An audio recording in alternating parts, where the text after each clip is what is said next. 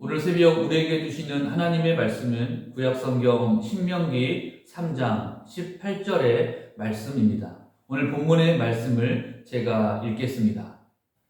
그때에 내가 너희에게 명령하여 이르기를 너희의 하나님 여호와께서 이 땅을 너희에게 주어 기업이 되게 하셨은즉 너희의 군인들은 무장하고 너희의 형제 이스라엘 자손의 선봉이 되게 건너가되. 아멘. 오늘 본문 신명기 3장의 말씀은 이제 광야 40년의 여정을 회고하는 모세의 설교 말씀입니다. 그 중에서 요단 동편의 아모리족 속인 옥의 바산 왕국을 정복하는 사건에 대해서 말씀하고 있습니다. 여기에서 바산에 대한 정복은 신명기 2장에 있는 또 다른 아모리족 속인 시온의 왕국 정복과 마찬가지로 500년 전에 하나님께서 아브라함에게 주셨던 언약 말씀에 성취된 것입니다. 그들의 죄에 대한 하나님의 공의의 심판이었습니다. 그리고 이어지는 3장 12절부터는 이제 모세가 요단 동편에서 얻었던 땅을 르우벤과 갓 그리고 므낫세 반지파에게 분배해 주는 내용과 그들에게 요단 서편 전쟁에 참여할 것을 명령하는 말씀이 기록되어 있습니다. 요단 동편에서 이미 땅을 기업으로 얻은 르우벤과 갓 그리고 므낫세 반지파의 사람들은 이제 동족 이스라엘 민족을 위해서 앞으로 어떻게 해야 하는지를 말씀하고 있습니다. 그들은 아직 땅을 기업으로 얻지 못한 동족들의 선봉에 서서 그들이 땅을 얻을 수 있도록 가나안 정복 전쟁에 모든 힘을 다해서 참여해야 했습니다. 이와 같은 말씀을 통해서 우리는 하나님의 백성은 어떠한 경우에도 나 자신만을 위하는 이기적인 인생을 살아서는 안 되고 또 그것에 지배되어서도 안 된다고 오늘 말씀은 우리에게 선포하고 있습니다. 성도들은 나만 편하면 그만이지 라는 생각에 빠져서 다른 형제나 자매의 필요나 그들이 당하는 고통을 외면해서는 안 되는 것입니다. 주님의 거룩한 백성이라면 그래서는 안 되는 것입니다. 주님은 우리에게 서로 사랑할 것을 명령하셨습니다. 그것이 바로 우리가 그분의 제자인 것을 증명하는 유일한 방법입니다. 요한복음 13장 34절의 말씀을 제가 읽겠습니다. 새 계명을 너희에게 주노니 서로 사랑하라. 내가 너희를 사랑한 것 같이 너희도 서로 사랑하라. 아멘. 예수님은 우리에게 새로운 계명에 대해서 말씀하고 있습니다. 이것은 구약에 있는 십계명과 같은 권위가 있는 말씀이죠. 그 계명은 무엇입니까? 우리가 서로 사랑하는 것입니다. 누구라도 예수님처럼 특별한 위엄과 권세를 가지고 사람들을 가르친다 할지라도 그가 형제를 사랑하지 않는다면, 자매를 살펴보지 않는다면 그는 주님의 제자가 절대로 아닌 것입니다. 비록 모습은 그러할지라도 그의 본질은 절대로 예수의 제자가 될 수 없습니다. 왜냐하면 예수의 제자는 예수님이 주신 새 계명처럼 서로 사랑해야 되기 때문입니다. 따라서 우리가 예수를 구주로 믿는 그리스도인이라 할지라도 그 심령 속에 우리가 속해 있는 공동체를 위한 사랑이 아니라 나 자신을 위한 이기심이 자리 잡고 있다면 그것은 우리 자신이 참된 그리스도인지를 심각하게 살펴보아야 할 문제입니다.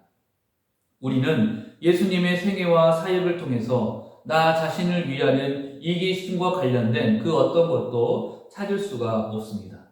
그분은 언제나 남을 먼저 생각하셨고 남을 위해 살아오셨습니다. 그분이 이 땅에 오신 목적도 바로 우리의 이웃을 위해서 오셨던 것입니다. 예수님은 섬김을 받기보다 섬기고자 하였으며 우리 모두를 위해서 자기의 몸을 기꺼이 희생하셨습니다. 이처럼 예수님의 십자가가 우리에게 주는 교훈은 무엇입니까? 내가 아닌 남을 먼저 생각하는 그러한 사랑과 섬김의 마음 그리고 자세가 중요하다는 것입니다. 형제를 위해서, 자매를 위해서 기꺼이 자기 것을 포기할 수 있는 것은 정말로 놀라운 사건입니다.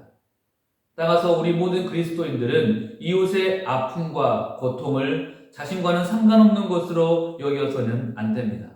우리 모두는 예수님의 몸이라는 믿음의 공동체의 일부이므로 서로에 대한 책임과 의무가 있습니다. 아직도 우리가 사는 세상이 어둡고 또 썩어가는 이유가 바로 이것입니다. 나를 먼저 우선으로 여기고 우리가 서로를 돌보지 않기 때문이죠. 예수님의 새 계명을 지키기보다 사탄, 마귀가 원하는 이 세상의 풍조를 그대로 따르고 있기 때문입니다. 그리스도인은 이웃과 다른 사람을 먼저 생각하고 살펴볼 책임과 의무가 있습니다. 이러한 사랑과 섬김의 정신이 바로 올바른 그리스도인의 모습입니다. 바로 그러할 때 우리의 주님의 몸된 교회 공동체 그리고 그리스도인된 성도는 비로소 세상의 중심에 서게 됩니다. 바로 이것이 우리 존재의 목적입니다. 그래서 우리가 이렇게 본래의 창조 질서대로 살아갈 때에 하나님께서 우리에게 주시는 은혜가 있습니다. 그것이 무엇일까요? 신명기 3장 22절의 말씀을 함께 읽겠습니다. 너희는 그들을 두려워하지 말라. 너희의 하나님 여호와께서 친히 너희를 위하여 싸우시리라 하였노라. 아멘. 하나님께서 우리를 위하여 친히 싸워주신다고 말씀합니다. 이러한 모세의 선포는 가나안 정복 전쟁을 앞둔 여호수아와 그리고 이스라엘 백성들에게 큰 위로가 되었을 것입니다. 사실 하나님께서 우리를 위해서 싸우신다는 것보다 더 큰 소망의 말씀은 없습니다. 왜냐하면 이 세상의 어느 누구도 또 어떠한 존재도 하나님을 대적할 수는 없기 때문입니다. 따라서 이 땅에 하나님의 나라를 세우기 위해서 힘쓰고 애쓰는 우리에게 큰 위로와 소망이 됩니다. 하나님은 우리를 결코 홀로 버려두지 아니하십니다. 그분은 우리와 늘 함께 하시며 우리를 위해서 싸워주시는 분이십니다. 따라서 우리의 대적, 사탄 마귀라 할지라도 또는 우는 사자처럼 두루다니며 삼킬 자를 찾는다 할지라도 우리를 절대로 이길 수가 없습니다. 물론 그 악한 세력들은 우리보다 월등하게 힘이 강하지만 그들을 향해서 우리가 두려워하거나 낙심할 필요가 없는 것입니다. 왜냐하면 하나님께서 우리와 함께 하시고 우리를 지켜주시고 보호해 주시기 때문입니다. 만왕의 왕, 만군의 주가 되시는 하나님께서 우리를 위해서 친히 싸워주시기 때문입니다. 따라서 이제 우리는 하나님의 창조 질서 아래에서 우리의 존재의 목적대로 그렇게 살아가야 합니다. 세상 다른 것이 우리의 우선이 되어서는 안 됩니다. 그러기 위해서 오늘 본문의 말씀처럼 나 자신을 위해서가 아니라 형제와 자매를 위해서 우리의 이웃을 위해서 내 몸처럼 살아가는 그리고 그들을 사랑하고 섬기는 우리 모든 주님의 권속들이 되시기를 주님의 이름으로 축원합니다. 기도하겠습니다.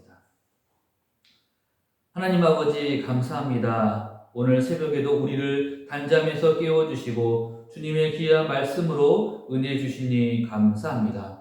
우리가 이 땅에 사는 날 동안에 하나님의 말씀에 늘 순종하며 그 뜻대로 살아갈 수 있는 우리 모두가 되게 하여 주옵소서. 주님께서 우리에게 주시는 말씀대로 우리 이웃의 상황과 형편을 늘 살피게 하여 주옵시고 사랑과 섬김으로 우리 자신보다 우리 이웃을 먼저 돌아보는 우리 모두가 되게 하여 주옵소서. 바로 그러할 때 우리가 참된 예수의 제자로 살아갈 때 우리의 상황 속에 있는 모든 악한 세력을 결박시켜 주옵시고 하나님의 은혜를 온전하게 누릴 수 있는 우리 모두가 되게 하여 주옵소서. 다시 오실 우리 구주 예수 그리스도 이름으로 기도합니다. 아멘.